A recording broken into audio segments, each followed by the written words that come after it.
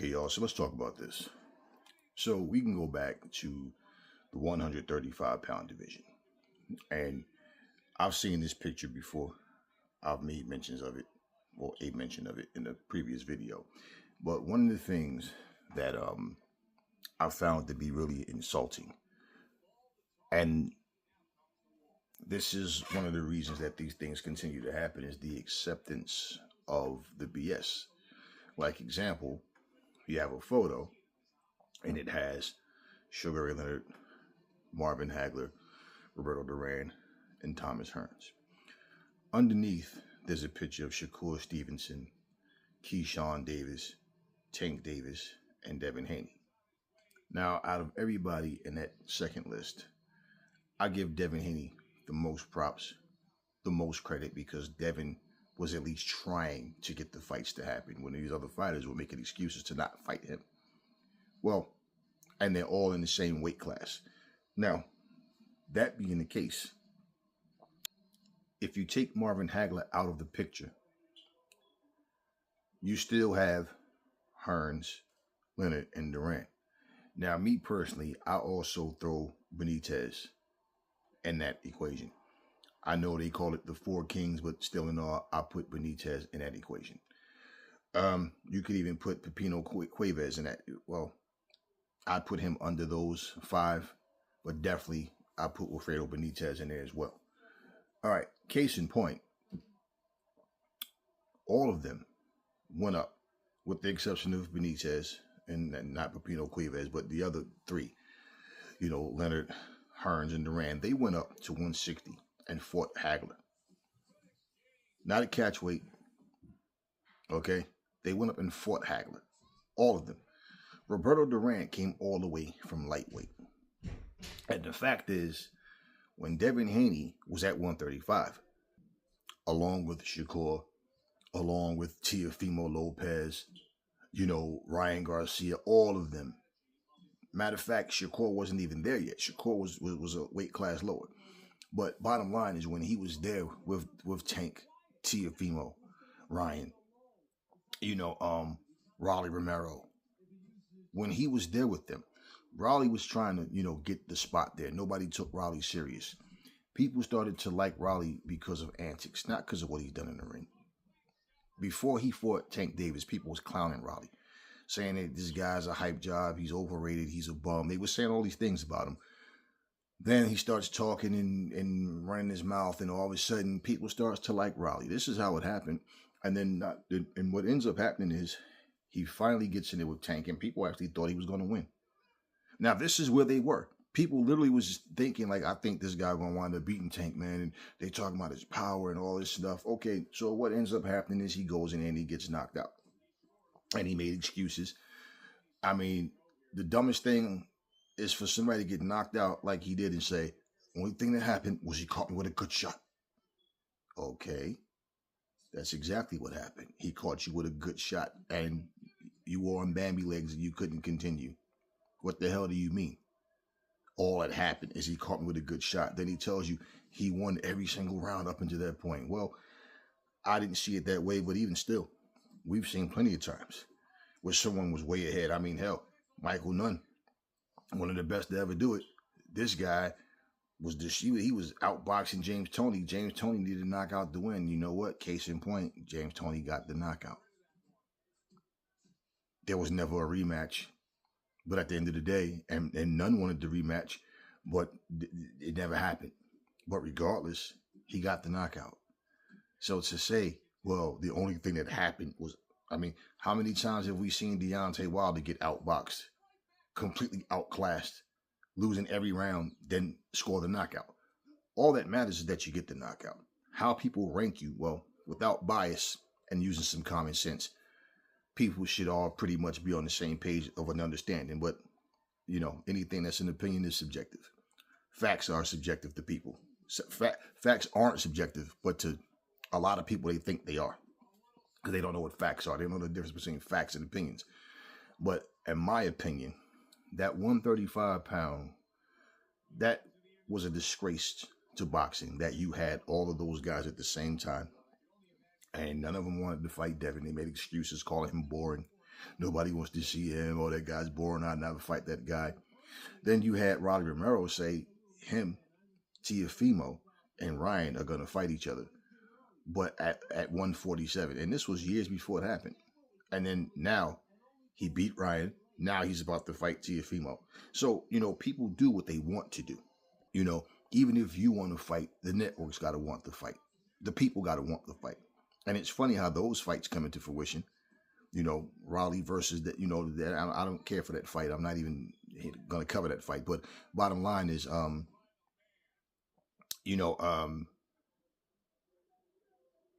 the fact that he called it and then it happened. Tank Davis, he turned into a diva.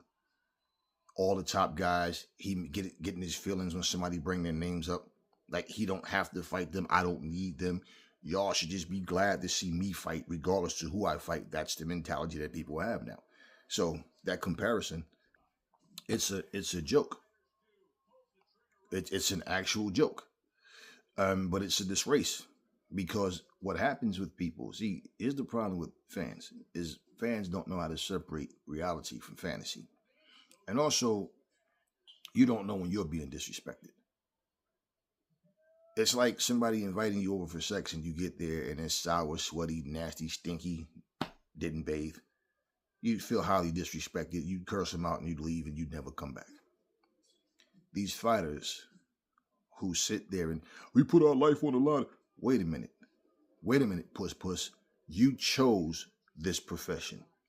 So you are aware, like I always say, just like a fireman, just like an actual good police officer, people that, hey, there may be situations where I have to put my life on the line. You chose that profession. You make millions of dollars. And you're sitting there, you got fighters turning millions of dollars down. Then all of a sudden, later on in their career, where they should be retired and sitting, kick back somewhere, relaxing, they're still fighting because they need money. And they put their life on the line. You guys repeat what they say. Okay. You talk like you're the best thing ever. You compare yourself to everybody else that you're not even close to being as good as. And then you talk about how it's your life and it's your decision, right? But guess what? If nobody's paying, you have no fight. If nobody's coming to see, if nobody's watching at home, you have no audience to fight in front of. So you owe the fans, that's each and every one of you, you owe them the fights that they want to see. You don't pull up to a restaurant, may I help you? Yeah, let me get a bacon cheeseburger. I don't feel like giving you bacon. I've been here all day and I've been working here for 10 years. And I think I got the right to do whatever I want now. So you want bacon cheeseburger, order something else. Imagine that, because this is pretty much the same exact thing that they're doing to the fans. Oh, we put our life on the line. Shut up. You chose this, and if you are too much of a weakling, of a softie, to take the fights that you claim you want, stop talking. It's like laughable. Notice, like, just say, for example, if you was to say, who are the greatest heavyweights? That Mount Rushmore, people would have their different takes on anything, right? But just say, for example, right? If that Mount Rushmore, and I don't have a Mount Rushmore, I don't really care for that. But let's just say, for example, if that Mount Rushmore looked like Muhammad Ali, Lennox Lewis, Joe Louis, Evander Holyfield, there would be people that would say, what about Mike Tyson? The same guy that lost to Holyfield and Lewis? Oh, but he won in his prime. Neither were they. So, and they're both older than him. Lewis is like the same age or a year or two older. Holyfield is 4 years older. So what? The same guy that beat him, they don't think should be on there. They replace Lewis and Holyfield with Mike Tyson because they like Mike better, even though Mike got his ass whooped by both of them. Do you understand what I'm saying? Now, anybody can put their favorites up there, and I don't think there's no right or wrong list of what your favorites are. I don't care about all that personally, but if that was the Mount Rushmore,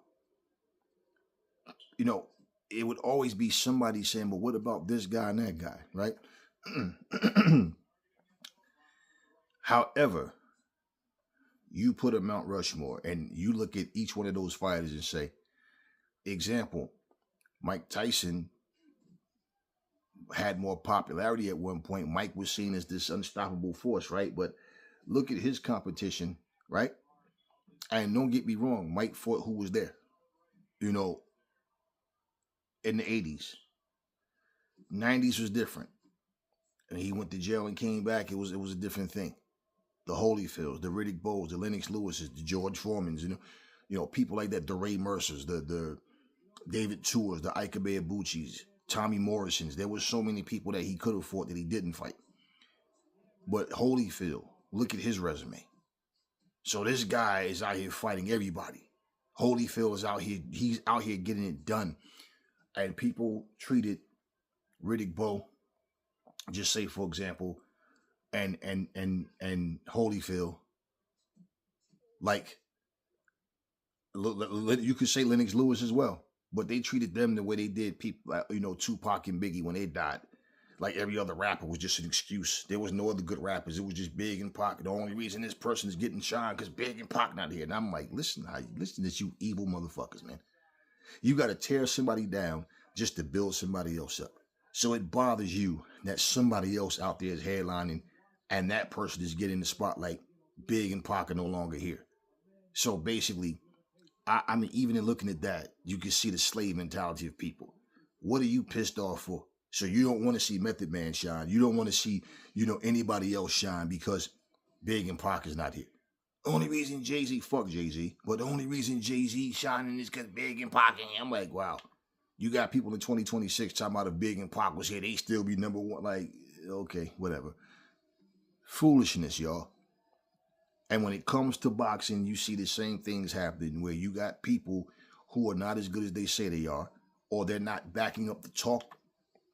All these claims that they make. And then when a fighter comes out of his face and says that, hey, you know what, man? I don't mean that stuff I say. I don't even believe that stuff. I just say it just to say it because you have to sound like that. Y'all still make excuses. We are in the era of time where people don't even care about what the truth is. Reality check, y'all. This is going to continue to happen because this is the mindset of people nowadays. They're soft. They want the easy way out. They want shortcuts.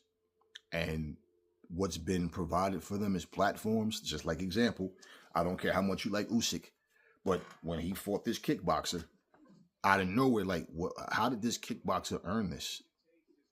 Anthony Joshua fights a guy who we never heard of, but he was an actual boxer at least. But how did they get these chances, right?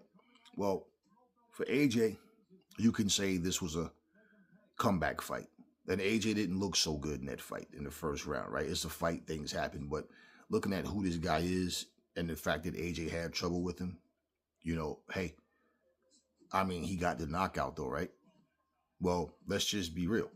We've seen Inoue fight people who really ain't worth a shit because you go back and look at them right now and say, all right, let's look at some Inoue opponents. And you'll go, how the fuck did this guy knock down Inoue?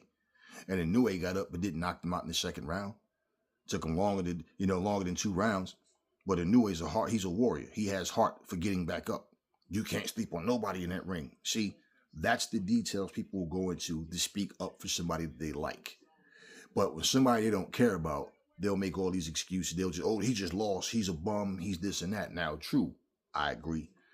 I think AJ's washed up. AJ punch resistance don't look the same. And I don't think AJ will ever be as confident as he once was. He didn't look scared. Even when he got knocked out by Dubois, he didn't look scared. But he just fought stupidly. And for AJ to be boxing as long as he's been boxing, he should not make the amateur mistakes that he make. This is why when people talk about a puncher's chance, most of the time, that puncher's chance come because somebody make mistakes in the ring. That's usually why it happens for the most part. Now, if you saying puncher's chance and 2 guys are close, even though their skill levels, their approach to the game is different, their style is different, like Ali Frazier.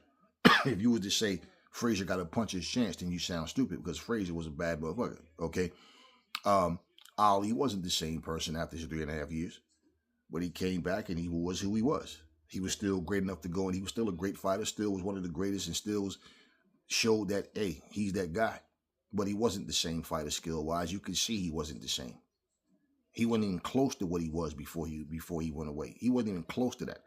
I believe a Muhammad Ali, a prime Muhammad Ali. I believe if Ali was the same when he fought Joe, that he would have boxed circles around Joe Frazier.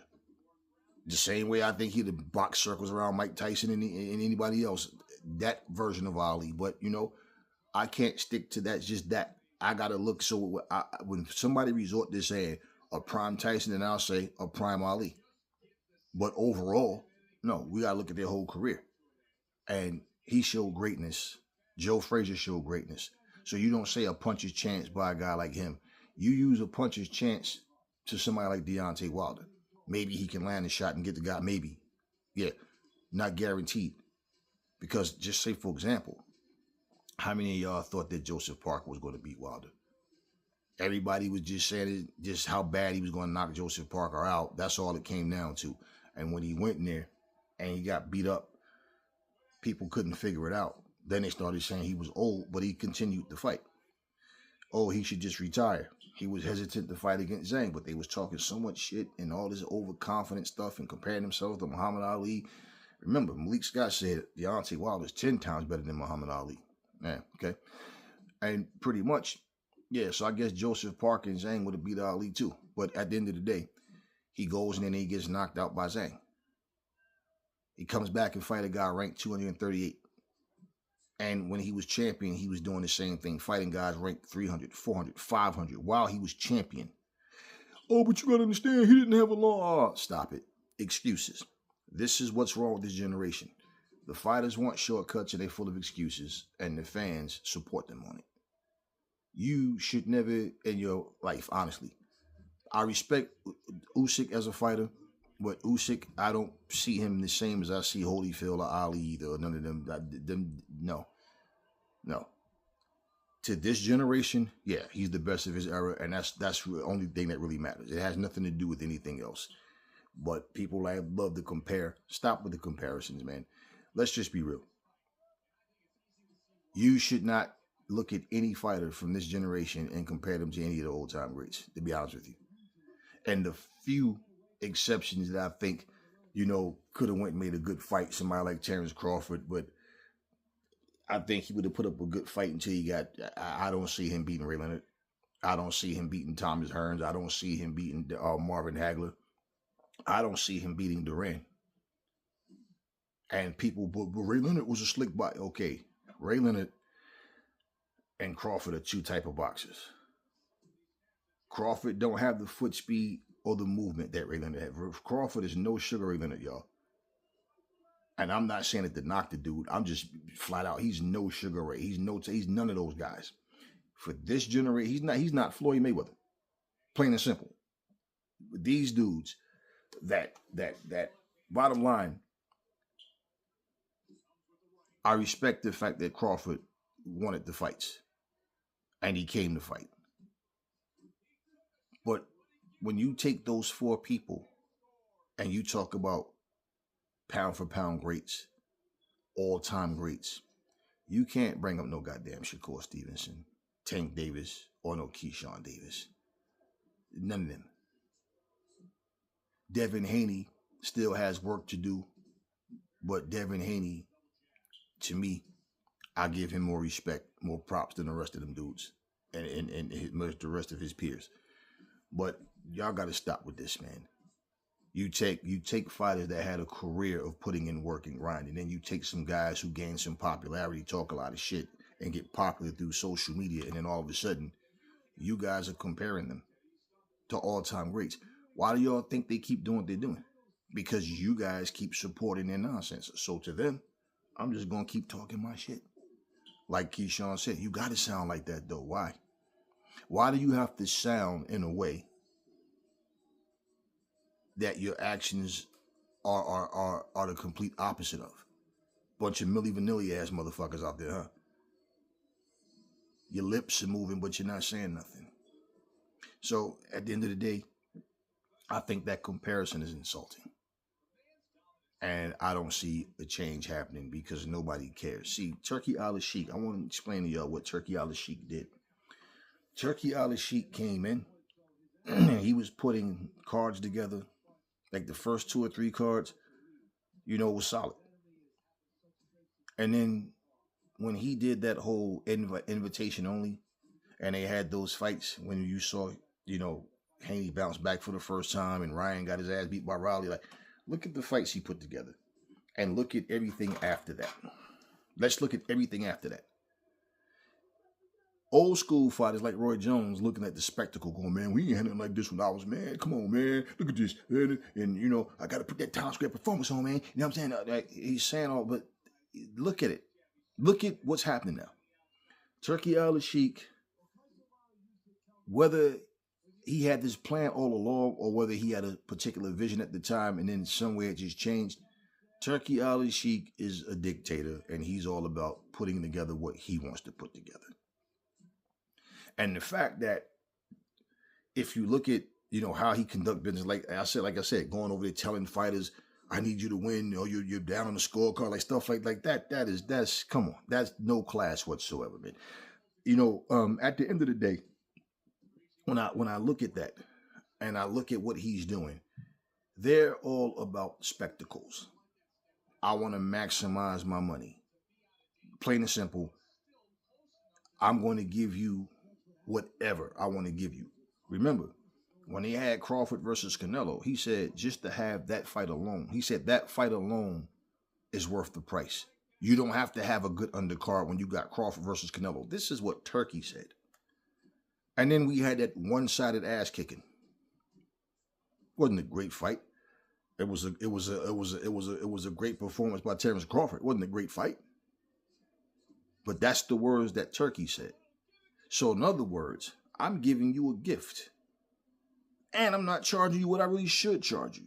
You don't need a good undercard at all. You could just put them two up there and have them as the only fight. And it's worth it because of who they are. Bullshit. Again, let's try to make these fighters larger than life. Like I said, this is why I love to watch One Fighting Championships because they go in there and fight. I love the way they mix things up. It's not full of politics. And you don't see promoters jumping in front of the camera, arguing with each other, insulting each other, going back and forth, pointing fingers. You don't see none of this childish stuff happen at One Fighting Championships. You basically just get fights. The fighters want to be the best. They go out there to do their best. And win, lose, or draw, it is what it is. No excuses. Let's do it again. Or on to the next one. But boxing doesn't have that. So you can't tell me that a person with class and some dignity, can't get things done. Because they absolutely can. And like I said, whatever behind the scene politics of things that could happen in one championship anywhere, well, according to the fighters, it's a beautiful atmosphere and they feel like, hey man, I'm here to fight, and they get a fair shake. But bottom line, you don't see anything that happens backstage. So the public don't get to see scandal and negativity. You don't hear a bunch of nigga this, nigga that. You don't hear none of that. People don't need to do that to sell tickets. Marvin Hagler and Ray Leonard didn't have to do that to sell tickets. Why is this era so different? Why does this generation got a whole bunch of fucking degenerates that sit up and just get in front of a camera and make a fool out themselves? And then the fights don't even live up to the hype most of the time. And let's just be real. The majority of the fights, like Ray Leonard versus Hagler, was a great fight. Shakur versus Teofimo was a one-sided ass kicking. It was a whitewash. And this is the thing that you get so often, is that these fights that you think are going to be great fights end up being one-sided. One-sided. And then, don't get me wrong. I seen Hearns get knocked out in 3 rounds by Hagler, but they went to war for them 3 rounds. I saw Hearns knock out Duran in 2 rounds. So don't get it twisted. It's not like these guys, look, listen. In fact, Kirkland Lang beat a 30-year-old Roberto Duran. Roberto was still solid. I ain't gonna make no excuses. Oh man, he just had a bad. Nah, whatever. That ain't Kirkland Lang's problem. Kirkland Lang beat him. You don't even know who Kirkland Lang is, do you? Go look it up. He beat Roberto Duran. I don't have to make excuses and sugarcoat nothing for anybody. And the same way, yeah, people show favoritism towards Ray Leonard and certain fighters back in the day. Of course they did. They always had their guys that they wanted to, like, that's why they never bring up the Terry Norris fight. I swear to you, I can remember Ray Leonard did an interview. And they said the title of the video was Ray Leonard talks about all of his losses. They talked about every loss except for the Terry Norris fight. I swear to you, you could pull that video up and you like, wait a minute. Yeah, Camacho was his last fight. But wait, who did he fight before he retired? It was Terry Norris who retired him. They never brought the Terry Norris fight up. They never showed it, never talked about it. And I said, now, how do you go to show your loss against Hearns? How do you go to show your loss against Camacho? Or how do you end up not showing the Terry Norris loss? In fact, it wasn't all his losses. They said talking about his biggest wins and his heartbreaking losses. That's what it was titled, something like that. Because he was talking about the Duran loss, the Duran loss, and how it affected him and why he fought Duran the way he did. Then he talked about the rematch and how he did what he was supposed to. He talked about the Hagler win. He talked about the third Roberto Duran fight and how neither guy really was showing their best. Now 38, 34 years old, was 33. Ray Leonard was 33 in that fight, and Duran was 38. And in fact, they also don't mention the fact that Sugar Ray was supposed to fight Michael Nunn, but he opted out and he fought Duran for a third time. And they talked about that. He talked about the Thomas Hearns rematch. That was called a draw. You know, he talked about that fight. They talked about, then they went the down to the line win. But they talked about the Duran fight when he lost and when he won. They talked about him losing to Camacho. Never showed the Terry Norris fight, never mentioned Terry Norris. And I said, wow. So it was one of those things where people don't even want to remember that happened. And I said, that's so disrespectful, man. Now, when Terry beat Ray, this is your chance to build a new star. But it's more like a resentment. You beat Ray, man. Now we want to see you lose. And that was the foolish mentality that was floating around. You know, I watched John the Beast Mugabe go and fight Marvin Hagler. And he gave Hagler a fight. And if you watch, Hagler was on the back foot a lot in that fight. You know, and eventually he broke him down and got him out of there. I think the 8th round. John the Beast Mugabe was the champion, the WBC champion at 154 pounds. And Terry Norris knocked him out in 1 round. Oh, he's old. He's 30 fucking years old. He's not suffering from brain damage, any type of trauma or nothing, but he's old because he lost. You know, I mean, all of these different fighters that I watched Terry beat, they end up making excuses as to, oh, well, he's not the same. Like, oh, stop it. These guys were all under 35 years old. Now, how does Floyd Mayweather at 38 still be considered pound for pound best fighter in the world? How does Terrence Crawford at 38 still be considered the best fighter pound for pound in the world? How does Alexander Usyk at 38, you understand, be considered best pound for pound fighter in the world? But somehow, when it came to certain people from back in the day, they couldn't accept the fact of them losing to an up-and-coming fighter then. Terry was a vicious motherfucker. It wasn't no pushover. It wasn't no damn. It wasn't no cakewalk with Terry Norris. Terry Norris' biggest problem, and I've said it a million times, was he just had a habit of just falling asleep in fights. Sometimes he'd be whooping somebody's ass so easy, then just start fucking up, just get careless. Like, it's too easy. I'm just, so shit like that. And you never know when that's going to creep up. But he went in there and he spanked Ray Leonard. And all I heard was excuses. So basically, anytime you beat a Terry Norris or Larry Holmes or anybody else, the only reason I won is because he was old. The only reason I won. No. Nah. Terry Norris started developing brain damage at 28 years old. He had well over 319 amateur fights. He was sparring all the time. All of the time. That's wear and tear. And I remember the story of one of these, somebody in his camp said that Terry came back to the dressing room after one of the fights and his speech was slurred. And everybody noticed it. And they started sending him to like a speech therapist and whatever to try to like whatever neurologist and all this was making sure he was okay and try to like his speech was starting to slur. And at 28 years old, Terry Norris wasn't the same fighter. Like it's just too much wear and tear. Riddick Bowe is another guy. Too much wear and tear. Riddick Bowe had too many wars. By 28, he was done. He was done.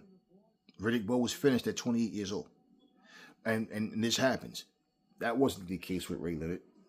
Ray Leonard just knocked out Donnie Lalonde.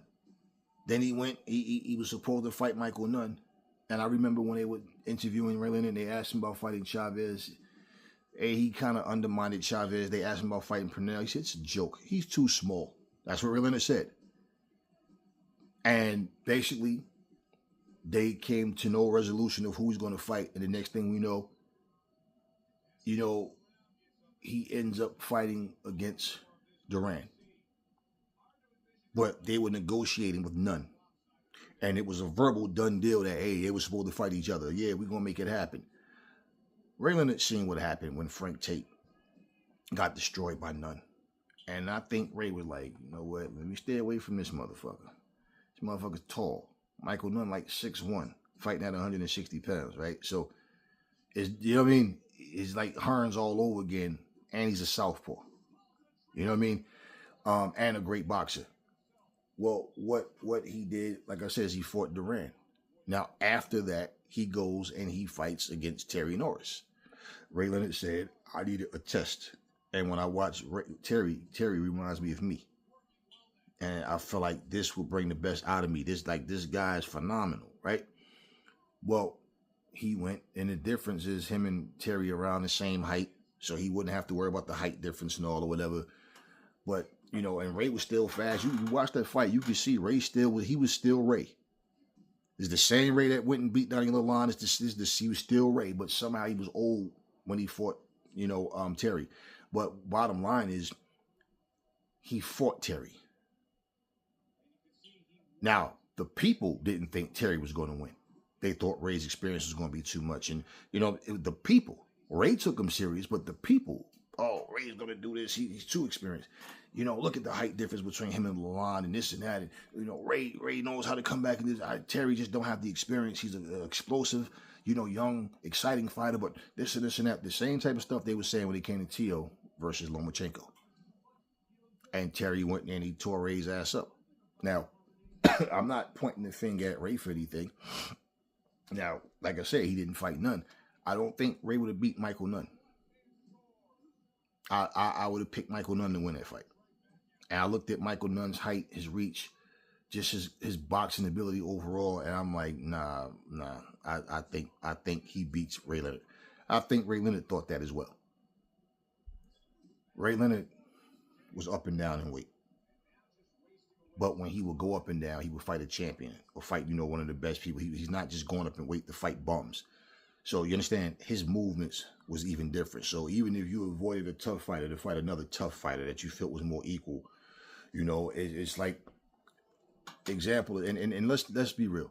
Michael Nunn said he wanted to fight Ray. He wanted to fight Hearns and Duran. He had he had an actual relationship with Hagler. He had a special, like a bond with Hagler. So he didn't want to fight Hagler because the respect he had for him. But he wanted to fight the other three. Regardless of all of that, my point is, you could take any one of them fighters I just said and look at their resume, and they fought great fighters. These fighters that you guys are comparing them to are not fighting great fighters. They're just fighting whoever. And none of them are great fighters. They're good fighters. They're not great. They're not great. And they have not beaten great opponents. They've done nothing great in the ring. They just had some good wins. That's it. That's it. Y'all keep pumping their heads up and making them think that they're bigger than what they are. And then, they're pretty much walking around, holding out, don't want to fight each other. Before you know it, you'll look and go, damn, this motherfucker already 35. Damn, where did the time go? Yeah, and he still didn't fight nobody. The question the other day, somebody said, if Tank Davis doesn't come back, has he had a Hall of Fame career? Fuck no. Fuck no. Look at his resume. He's had, put it like this, even to put him in the Hall of Fame, you can put him in the Hall of Fame, And you can put him in the Hall of Fame. All-time great is what I'm talking about. They didn't, not Hall of Fame. Has he had an all-time great? No, fuck no. He has not had no all-time great career. Let me tell y'all something. The fact is this: when you have 4 champions in each division, you can pick the weakest champion to fight against. You can go up and wait and pick the weakest guy at a heavier weight class to fight. You can go down and wait, pick the weakest guy to fight at that weight class, whatever it may be. But you can do this. And when people sit back and look at your resume and look at who you could have fought, but you didn't, especially when you're all in the same weight class, or you went up one weight class, but you didn't fight the very best in that weight class. You fought one of the title holders. You can have 2 champions. One guy's the real champion. The other guys are just holding belts, right? And pretty much if you have a belt due to, like, you have fighters that the belts are vacant, like a Trevor Bryant in Berman Stavern situation. They were just handpicked to fatten them up for somebody. Remember that.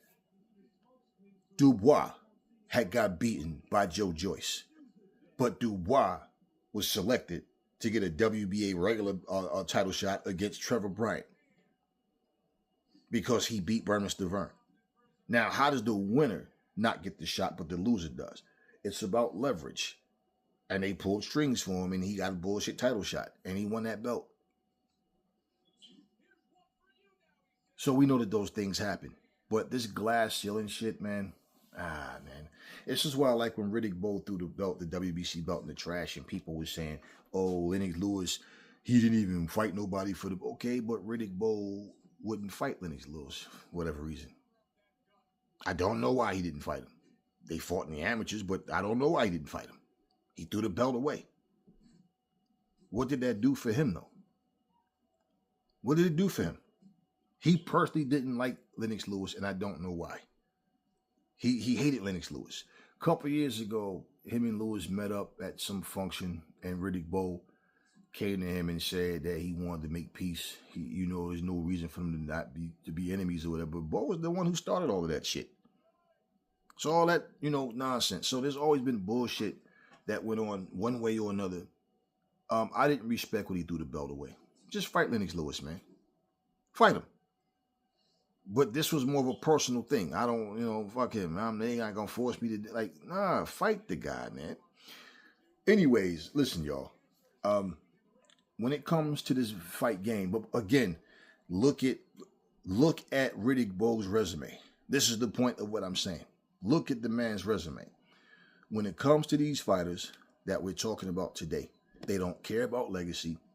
They don't care about greatness. All they care about